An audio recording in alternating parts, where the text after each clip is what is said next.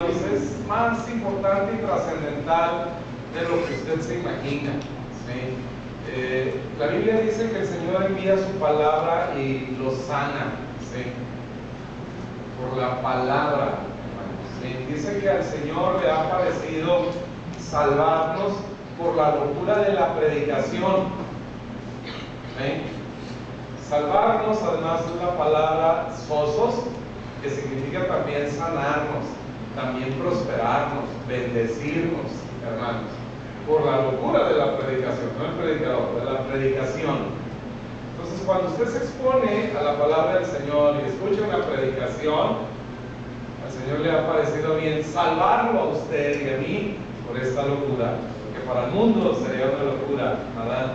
La predicación. Así que expóngase con gusto a la palabra del Señor.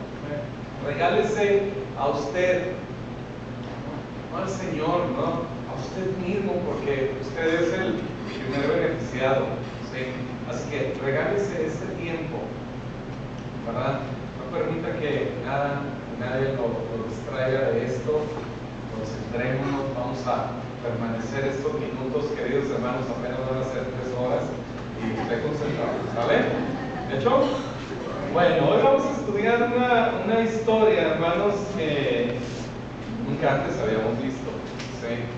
Aquí en la iglesia, nunca antes había predicado esta historia de la Biblia acerca de Jonatán. Un momento en el que el pueblo de Israel, hermanos, está rodeado por los filisteos, ¿sí? Los tienen dominados. Israel está en su tierra, ¿sí? Saúl es el rey y está gobernando Israel desde Gabaa, ¿sí? Ahí están asentados, pero los filisteos, hermanos, les han rodeado. Han acercado a los filisteos en este momento hasta el territorio de Israel, un ejército de más de 30,000 hombres. En ese tiempo en Israel no hay armamento, ¿sí? Los filisteos que los tenían dominados no permitían que en la tierra de Israel hubiera herreros, era un oficio prohibido, ¿sí? Así que cuando los israelitas tenían que afilar sus herramientas de trabajo, tenían que ir a buscar un herrero con los filisteos. Esto era porque los filisteos decían: pueden ellos hacer armas, pueden hacer espadas y lanzas y atacarnos, ¿eh? Hermanos, el enemigo, el diablo, siempre le ha tenido un favor a la palabra de Dios, ¿sí? Por eso trata tanto de quitarla, ¿sí? Tanto de que no se predique de la palabra del Señor. No tiene nada en contra cuando se predica psicología y cosas así, pero cuando se predica la palabra de Dios, ¿sí? Cuando nosotros, hermanos, podemos realmente escribir la palabra del Señor en contra de nuestros enemigos, estos huyen. El enemigo le tiene pavor a la palabra, ¿sí? Por eso no podía haber herreros en Israel, les digo, para que no crearan espadas. Efesios capítulo 6, cuando nos habla de la armadura del Espíritu, dice que tomemos la espada del Espíritu, lo cual es la palabra de Dios, ¿sí? La palabra de nuestro Dios, hermanos, es la espada del Espíritu. Aprenda a usarla. Los enemigos van a huir. Usted, hermanos, va a crecer en esta fe para la honra y la gloria del Señor por la palabra. Úsela, por favor, tome ventaja. La palabra, hermanos, es algo que el Señor nos ha dejado para derrotar a nuestros enemigos, ¿sí? El pueblo de Israel estaba rodeado de los filisteos, ¿sí? Y ellos le tenían temor a la espada. Así que cuando usted experimente algo en su vida, medite la palabra.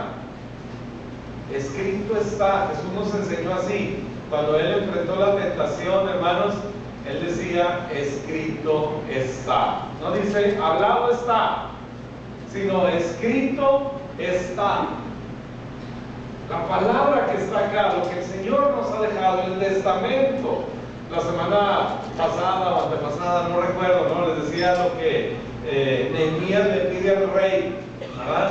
Dame tiempo, dame cartas, ¿sí? Es decir, un testamento, dame madera.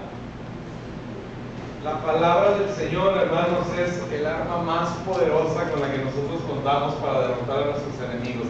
Entonces experimenta usted algo en su organismo, ¿verdad? Y usted puede decir que escrito está, por su llaga hemos sido sanados. Escrito está, le llevaron a los enfermos y los sanó a todos, ¿sí? Enfrentas crisis económica, escrito está, mi Dios pues suplirá todo lo que me haga falta conforme a sus riquezas en gloria. Escrito está, Jehová es mi pastor, nada me faltará. Enfrentas situaciones de temor, de ansiedad. Escrito está, aunque ande en valle de sombra de muerte, no temeré mal alguno, porque tú estarás conmigo. Eso es usar la espada del Espíritu, hermanos.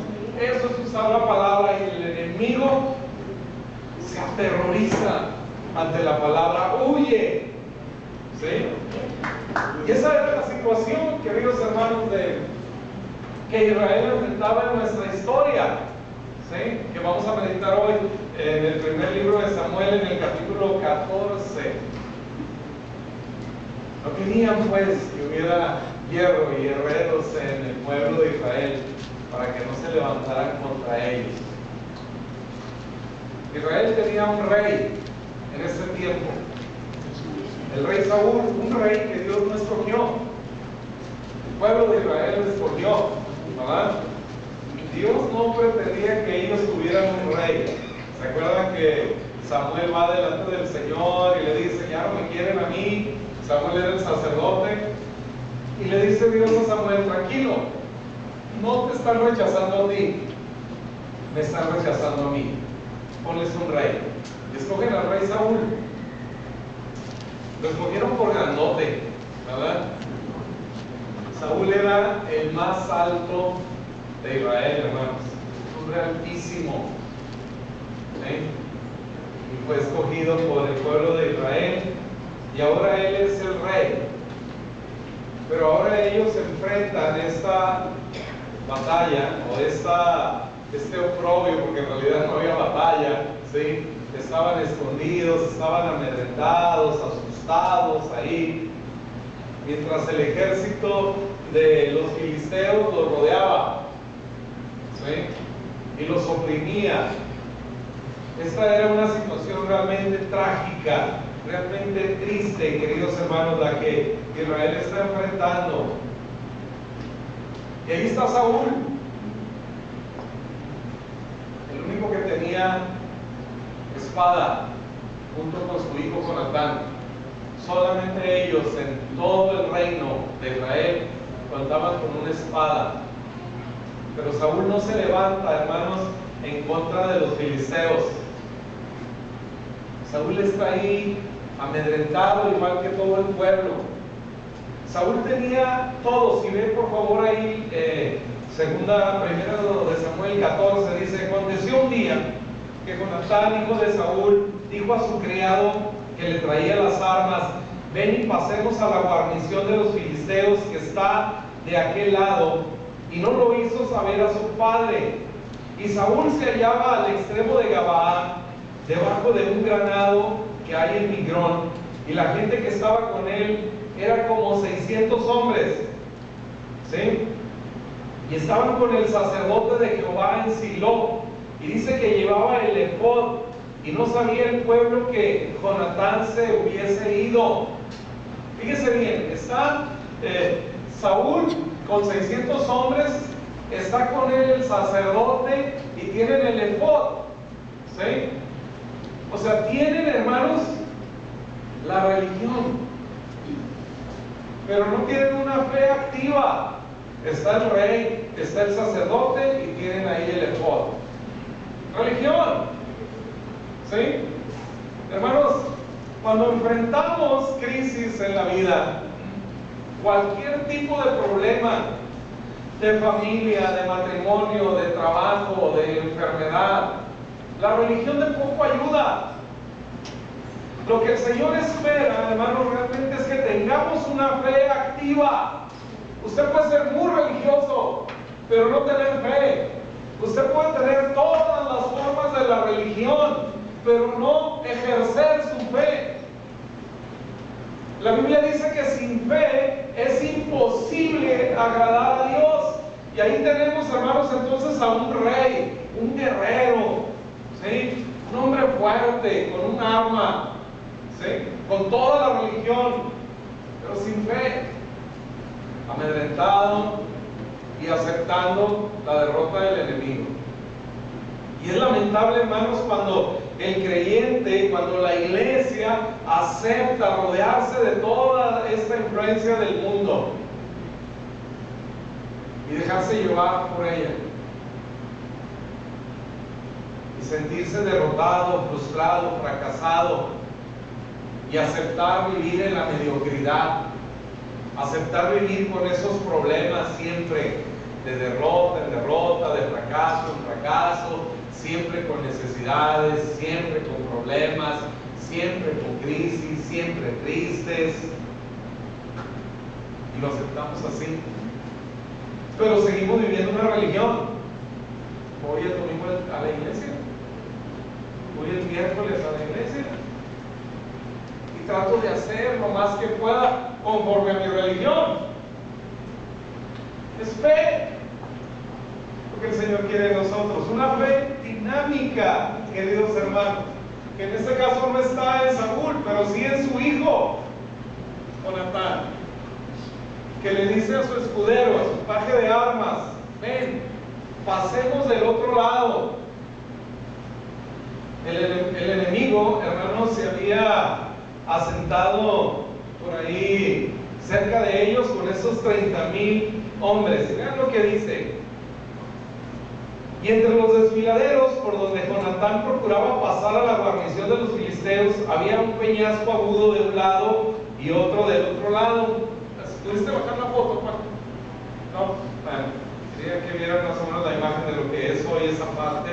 Unos peñascos, de un lado está Gabaa, donde estaba Saúl con su gente, y dice: uno de los peñascos estaba situado al norte hacia Michmas. Michmas era el lugar donde estaba el ejército de los filisteos, la guarnición de los filisteos, y del otro lado, en el otro peñasco, estaba Gabaa, y ahí estaba Saúl con su gente, ahí estaba el pueblo de Israel. Vean lo que sucede. Y entre los desfiladeros por donde Jonatán procuraba pasar a la guarnición de los filisteos, había un peñasco agudo a un lado y el otro al otro lado. El uno se llamaba Bosed y el otro Semé. Uno de los peñascos estaba situado al norte hacia Michmas y el otro hacia el sur a Gabaa, ¿verdad? Dijo pues Jonatán su paje de armas: ven, pasemos a la guarnición de estos incircuncisos. Quizá Jehová haga algo por nosotros. Es interesante, hermanos, que Jonatán, un joven, con su escudero de armas, otro joven, no lo dice en nuestra traducción, pero la traducción al inglés dice el joven, el hombre joven que acompañaba a Jonatán. Hermanos, muchachos, Dios ha usado siempre a la juventud, ¿sí? Por algo el enemigo la tiene hoy tan aletargada. Pónganse de pie los jóvenes aquí en la iglesia, por favor. Todos los jóvenes, todos los jóvenes. Muy bien, Ismael. Muy bien. Los dos Ismael se pusieron de pie. Claro que sí. Ahora pónganse todos los casados pero menores de 40. También permanezcan de pie, todos los jóvenes menores de 40, solteros o casados. Órale, todo un ejército. Hermanos jóvenes, ustedes deberían de estar dirigiendo la iglesia. ¿Sí? No porque los que estamos lo estamos haciendo mal, no. Pero ustedes, hermanos, jóvenes, no desperdicien su juventud. No caigan en el engaño de Satanás, que los ha dejado tan entretenidos de cosas. Y como que la iglesia no es un lugar para ustedes, ¿no? Ahí, los viejitos, como tenemos el concepto de ancianos, ¿verdad? De pronto por la figura que aparece ahí en el Nuevo Testamento, a los ancianos. Pero no tiene que ver con la edad, queridos hermanos. Tiene que ver con la madurez espiritual, ¿verdad? ¿Sí? Entonces, chavos, vivan su fe de manera activa. Disfruten su fe, participen en la iglesia, asuman su posición en la iglesia. Dios ha usado siempre a los jóvenes. La gran mayoría de los profetas, ¿sí?, eran jóvenes. Jeremías era incluso un adolescente. Él mismo dice, ¿verdad? Es que soy un niño. Adolescentes, jóvenes. María, una jovencita apenas de 14, 15 años. Cuando veo a mi hija Valeria, pienso en eso, ¿verdad? La edad más o menos que tenía María cuando es llamada por el Señor.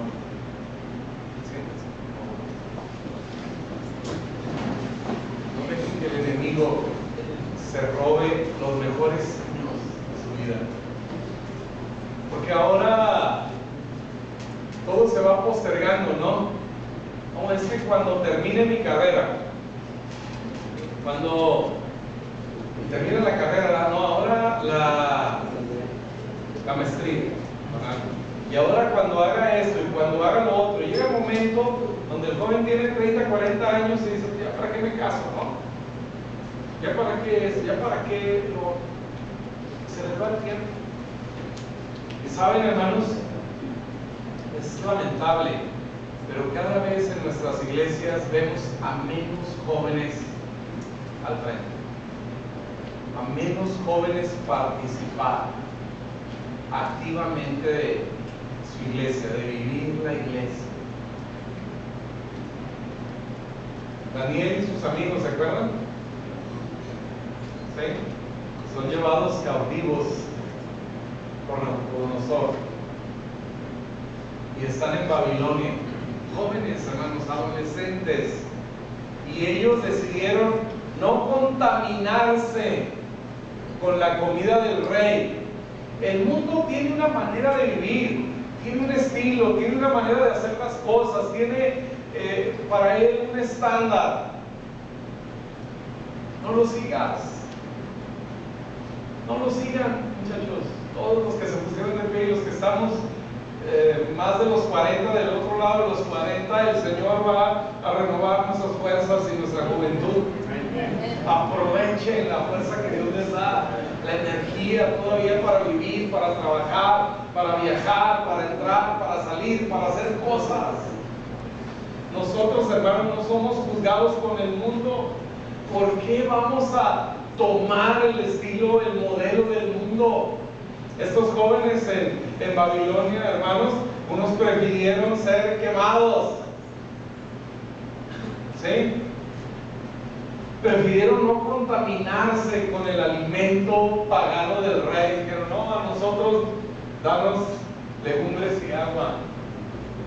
Y el encargado de ellos decía, no, porque si yo le presento al rey unos jóvenes con un rostro demacrado, me va a matar a mí. Y le dice, haz la prueba 10 días. 10 días damos de comer legumbres y agua. Y dice, hermanos, en el libro de Daniel, por ahí tenemos el pasaje, ¿verdad? ¿Sí o no? Bueno, pero dice que pasaron los 10 días. Ahí está, y al cabo de los 10 días pareció el rostro de ellos mejor y más robusto que el de los otros muchachos que comían de la porción de la comida del rey. Ahora, no se espante, ese robusto no es robusto, es firme. No quiere decir que comieron puras legumbres como los que están en una dieta, ¿no? Comen pura legumbre y de todas maneras siguen engordando, ¿no? No. ¿Sí? Perdón por los que están en dieta, pero es firmes. ¿Sí?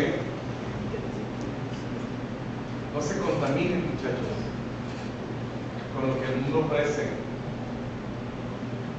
No hay una sola cosa que tú dejes por causa del Señor, que Él no te recompense en esta vida. Una sola cosa. Y si tú un día simple y sencillamente decides no ir con los borrachos de tus amigos, que van al antro, que van aquí, que van allá, ¿sí? Por causa del Señor, por hacer del Señor el número uno en tu vida, el Señor te lo va a recompensar 100 veces más. Tú te imaginas, no, hoy no voy a esa cosa, ¿verdad? 100 días más de mi vida, felices, plenos, días como del cielo. No he venido a desvelarme y a exponerme con accidentes y cosas que toman y comen y fuman y no sé qué tanto. Vivan diferente, muchachos. Atrévanse a vivir diferente, a disfrutar la vida en Cristo. Es maravillosa. De verdad, no te pierdes de nada. Vean, hay diferencia. Sus rostros, hermanos, eran mejor. Ese mejor es más bellos, ¿sí? Más guapos, hermosos, para ser. Vale la pena, hermanos. Vale la pena disfrutar. Tengan esta mentalidad de pacto. Si volvemos al pasaje del primer libro de Samuel, capítulo 14, ahí donde nos quedamos, dice Jonatán: pasemos a la guarnición de estos incircuncisos. Este es el lenguaje del pacto. Más adelante, David, hermanos, usa la misma expresión para enfrentar a Goliat. ¿Se acuerdan? Esta historia, hermanos, por cierto, sucede antes de lo de Goliat, ¿sí? Y Goliat le dice: ¿quién es este incircunciso que ha osado venir a retar a los escuadrones del Dios de Israel, de Jehová de los ejércitos? Mentalidad del pacto. Jonatán entiende que hay un pacto, por eso les llama a ellos incircuncisos. La circuncisión, hermanos, desde el tiempo de Abraham hasta el tiempo de Jesucristo, era un símbolo del pacto que Dios tenía con el pueblo de Israel, con las familias de Israel. Y significaba muchas otras cosas, aún en el aspecto físico, hermanos. Tiene un significado la circuncisión en el contexto del antiguo pacto. Nosotros ahora no vivimos el pacto de esa manera. Ahora dice: hemos circuncidado el corazón, ¿sí? Entonces la circuncisión para ellos era símbolo de: tengo un pacto con Dios y Él no falla. Esto es, hermanos, lo que motiva, lo que inspira la fe activa. Mientras Saúl está asustado ahí, teniendo toda la religión, pero no tiene fe, no tiene esta fe activa que el Señor, hermanos, está buscando en nosotros para bendecirnos, para usarnos con poder. Sabe del pacto. Cuando Génesis capítulo 1, en la creación, usted ve en capítulo 1, solamente aparece el nombre de Dios, Elohim. Elohim, Elohim, Elohim. Así es capítulo 1. Capítulo 2, aparece el nombre Jehová Elohim, Jehová Dios. Porque en capítulo 1 está hablando la creación, ¿sí? Solamente es un relato de la creación. Capítulo 2 de Génesis, ¿sí?, nos habla de Dios haciendo un pacto con el hombre, con Adán y Eva. Y este es el nombre propio del Señor: Jehová. Jehová, Dios. El Dios del pacto, queridos hermanos. El Dios que hizo un pacto bajo el cual tú y yo estamos con Él. Ahora nosotros el pacto de la gracia. Ya no más el pacto de la ley, sino el pacto de la gracia, que nos permite disfrutar todas las bondades del Señor. en nuestro favor. Y esta es la mentalidad que hace que Jonatán, hermanos, se levante, tome su arma, tome el arma de su padre y se la dé a su escudero, para que los dos vayan y enfrenten, hermanos, la guarnición de los filisteos. 30,000 soldados ahí, arriba, sin armas, hermanos. Y dice Jonatán: quizá haga algo Jehová en nombre del pacto por nosotros, pues no es difícil para Jehová salvar con muchos o con pocos. No es difícil para Jehová salvar con muchos o con pocos. De hecho, es el estilo del Señor, hacerlo más bien con pocos. Cuando Pablo y Silas, ¿sí?, llegaron a Tesalónica, la gente de Tesalónica dice: en verdad, estos que trastornan el mundo entero también han llegado acá. ¿Saben cuántos eran? 2. Pablo y Silas. No había nadie más. Solamente 2 hermanos llegaron a aquella ciudad, y en aquella ciudad expresaron esto: estos que trastornan el mundo entero. 2 para trastornar el mundo entero.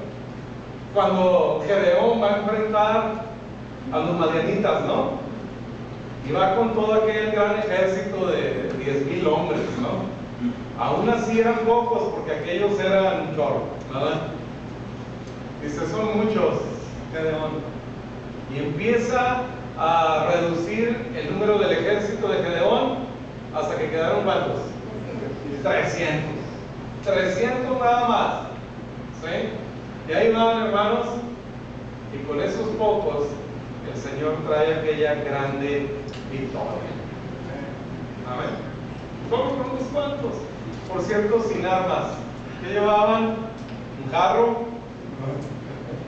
¿sí?, una tea, una antorcha y una trompeta. Sin espadas.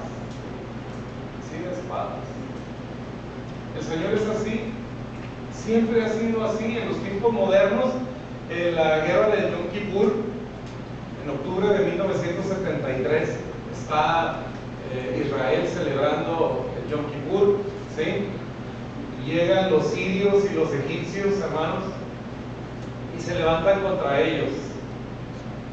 Los judíos eran, algunos hablan de entre 300 y 450,000 soldados. Nada más los sirios eran 800,000, más los egipcios y más todo, ¿verdad? Los tanques de guerra, bueno, era así, mucha la diferencia.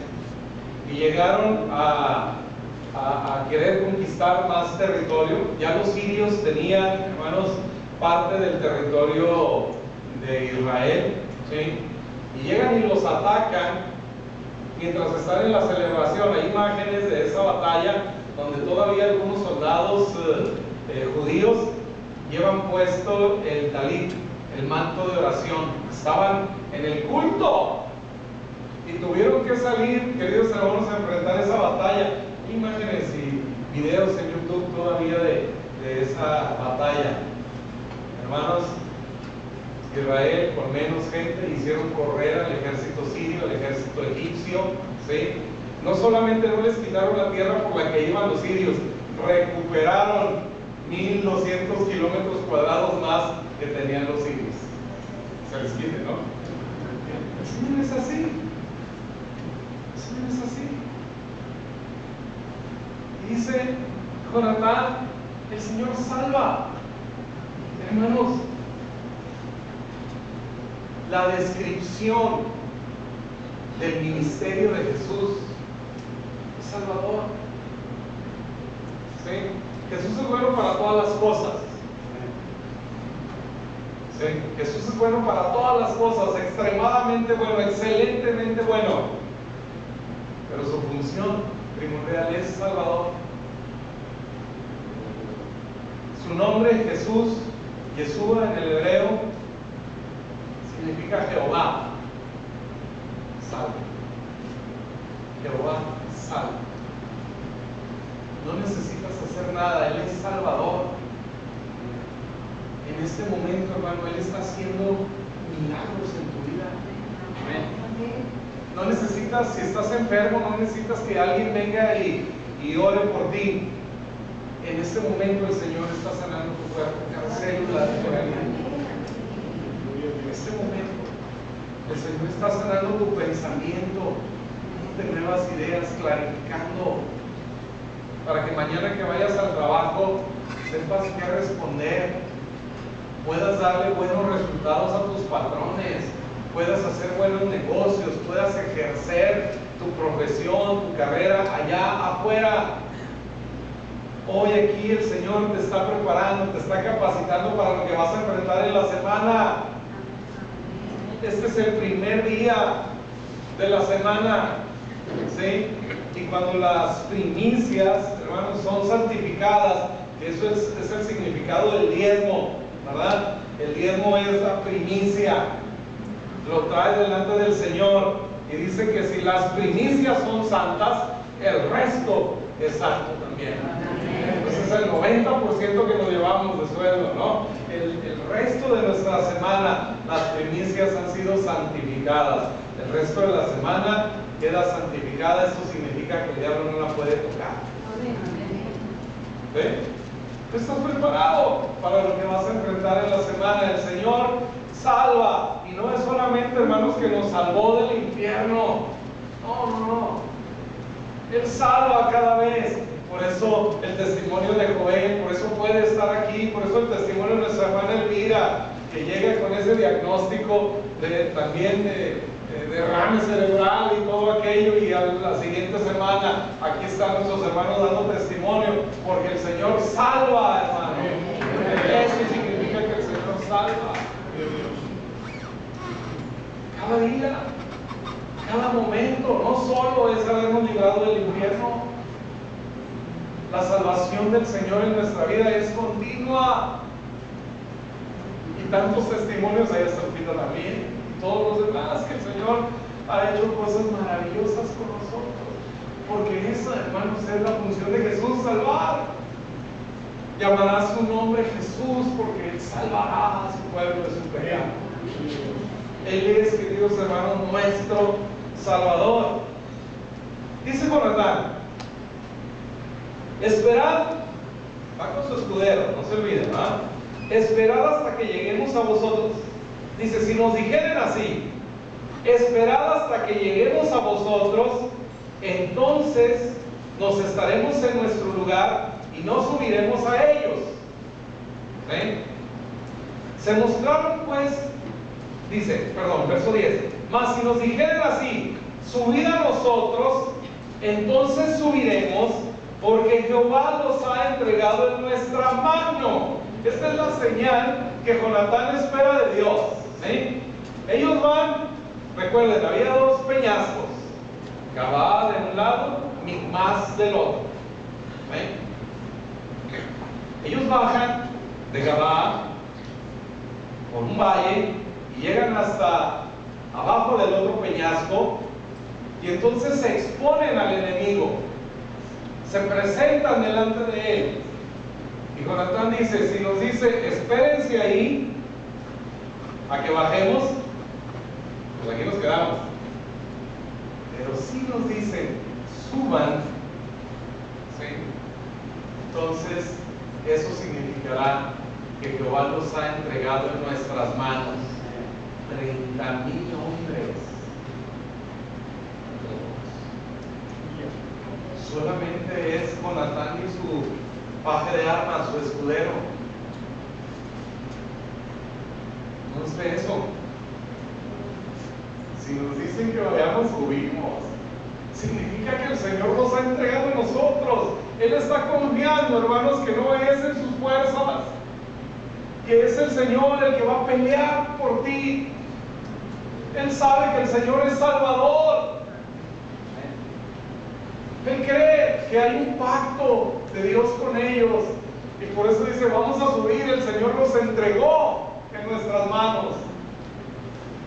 ¿Qué sucede? Sigan. Se mostraron pues ambos a la guarnición de los filisteos, y los filisteos dijeron, he aquí los hebreos que salen de las cavernas donde se habían escondido. Y empiezan los filisteos, hermanos, a ensoberbecerse y a burlarse de los judíos. Miren, ya están saliendo, ¿no?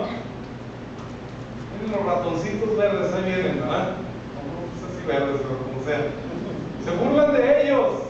Vean, están saliendo de sus cuevas donde se habían escondido. Cuando ellos dicen, hermanos, vengan, suban acá, es una expresión de autodependencia, de confianza en sí mismos. Vieron a dos, ¿sí? Vieron a dos y ellos subieron. Hermanos, no era fácil subir aquel peñasco. Es realmente profundo, donde estaba Jonatán y su escudera. Pero él entendió. Si ellos nos dicen subamos, vamos a subir. Y ellos empezaron a subir. Ahorita vamos a ver qué práctico es esto, ¿sí? Y ellos empiezan a subir y enfrentan al enemigo. El Señor está con ellos. Y vean lo que sucede. Los hombres de la guarnición respondieron a Jonatán y a su paje de armas y dijeron: subid a nosotros y os haremos saber una cosa. Entonces Jonatán dijo a su paje de armas: suben tras mí, porque Jehová los ha entregado en manos de Israel. Fíjense bien, queridos hermanos, esta mentalidad de ser bendecidos para bendecir, la mentalidad del pacto, nos hace comprender, queridos hermanos, que cuando Dios me bendice a mí, no es para yo llevarme el crédito, no es para yo hacerme un egoísta, sino yo para servir a otros. Dice, el Señor los ha entregado. Esta va a ser una victoria para Israel. Son solamente dos, solamente Él, hermanos. Pero Él dice, Israel va a salir ganando. Cuando tú eres bendecido, tu familia sale ganando. Cuando tú eres bendecido, tu iglesia gana. El mundo a tu alrededor gana. Hay que empezar a tener, hermanos, más esta mentalidad de gracia hemos recibido, den de gracia. Por eso les decía en el tiempo de la bienvenida, inviten a la gente, inviten a alguien. No se queden con este tesoro tan grande. Estos testimonios, hermanos, de lo que Dios ha hecho con nosotros, no solamente los milagros de sanidad, los cuales celebramos y agradecemos a Dios, pero las vidas transformadas. ¿Dónde estábamos, hermanos? ¿Dónde estaríamos? Incluso, seguramente muchos aquí ya no vivos. El Señor nos transformó. Dice Jonatán, él va a enfrentar y dice, él ha entregado al enemigo en manos de Israel. Así que comparte las bendiciones que Dios te da, los éxitos en tu carrera, en tu profesión, en tu negocio. El Señor es generoso contigo. Sé generoso con los demás. Sé generoso con el ministerio. Sé generoso con la obra del Señor. Las victorias que Dios te da son victorias de toda la iglesia. Amén. Yo los presumo a ustedes.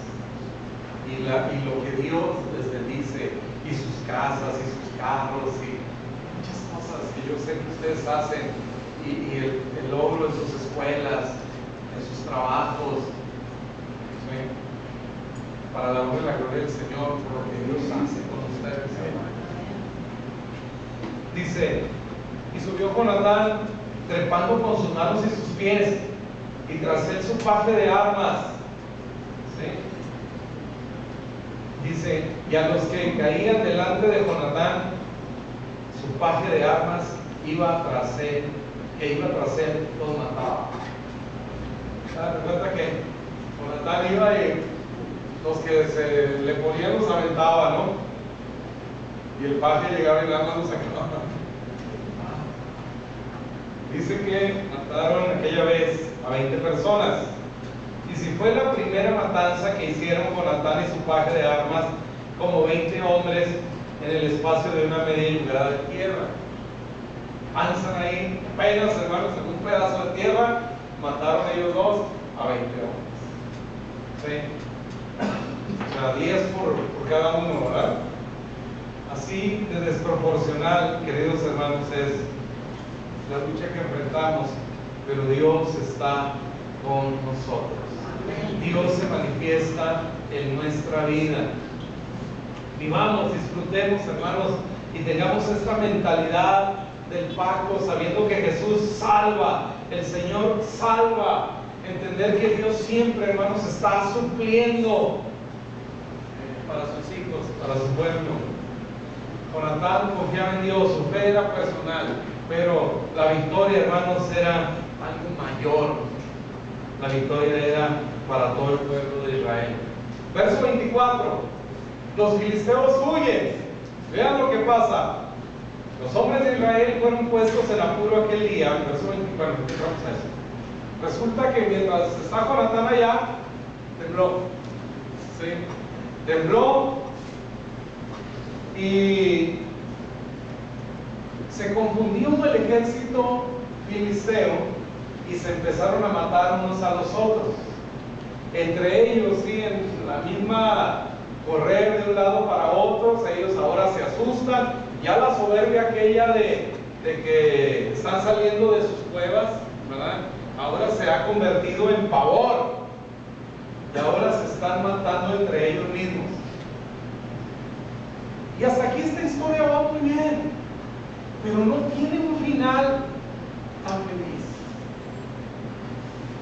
Lamentablemente, digo, hasta ahorita vamos emocionados, ¿no? Todo va muy bien, dos hombres, la fe, y van y enfrentan, y matan a 20, y luego un terremoto, y se mueren un chorro. ¿Qué sucede después? Saúl se despierta y ve lo que está pasando, y vean lo que hace. Verso 24. Pero los hombres de Israel fueron puestos en apuro aquel día, porque Saúl había juramentado al pueblo diciendo: cualquiera que coma pan antes de caer la noche, antes que haya tomado venganza de mis enemigos. Un hombre egoísta. Él no está pensando en Israel, él está pensando en él. Quiero tomar venganza de mis enemigos. Y juramentó a los hombres de Israel diciendo: que ninguno coma pan. Ley. Mientras la gracia, queridos hermanos, estaba fluyendo, el Señor obraba en ellos. Solamente 2 hombres acabaron con el ejército de los filisteos. Pero ahora hay una ley que dice: ninguno coma pan hasta que hayamos acabado con todos mis enemigos. ¿Sabe qué pasó con esa ley, hermanos? El pueblo se debilitó. El ejército ahora de Israel, los que habían salido en pos de Jonatán, ahora están débiles y no pudieron, hermanos, perseguir al resto del ejército filisteo que había huido por causa de una ley. ¿Saben qué sucede?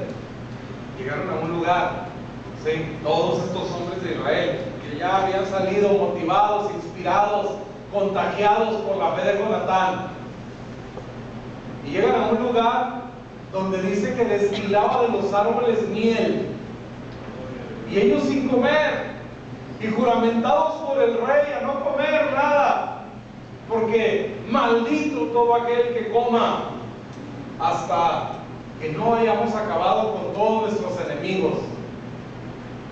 Pero Jonatán no había escuchado esa ley. Y dice la historia, si la leen, por razones del tiempo no vamos a entrar ahí, dice que con una vara alcanzó a tomar un poco de miel, ¿sí? Y la comió. Y dice que cuando él come esa miel, sus ojos fueron abiertos, ¿sí? Y entonces vienen y le dicen a Jonatán: tu padre ha juramentado al pueblo para que no comamos hasta terminar con el pueblo de Israel. Y Jonatán dice: ¿qué ha hecho? Si comemos ahora y estamos fuertes, vamos a acabar con los filisteos. Pero el pueblo se debilitó por causa de esta ley. La ley, hermanos, nos debilita. La ley, hermanos, estorba. Y ahí se detuvo aquel gran avivamiento. Y la batalla no pudo ser total, no pudo ser absoluta, por una ley que implementó Saúl. Y entonces huyeron el resto de los filisteos. ¿Saben qué dice el perverso de Saúl? Así haya sido mi hijo, si comió, así Dios me haga y me añada, si no muere, porque quebrantado de mí. Impresionante. Al final el pueblo intercede por Jonatán. Y dice, Jonatán trabajó con Dios. Jonatán peleó con Dios. Fíjese bien, no para Dios. No se trata de lo que hagas para Dios. Se trata de pelear con Dios. Hay mucho más que decir, pero vamos a celebrar la ordenanza, ¿les parece? ¿Sí? Vengan los diáconos, por favor, ayúdenme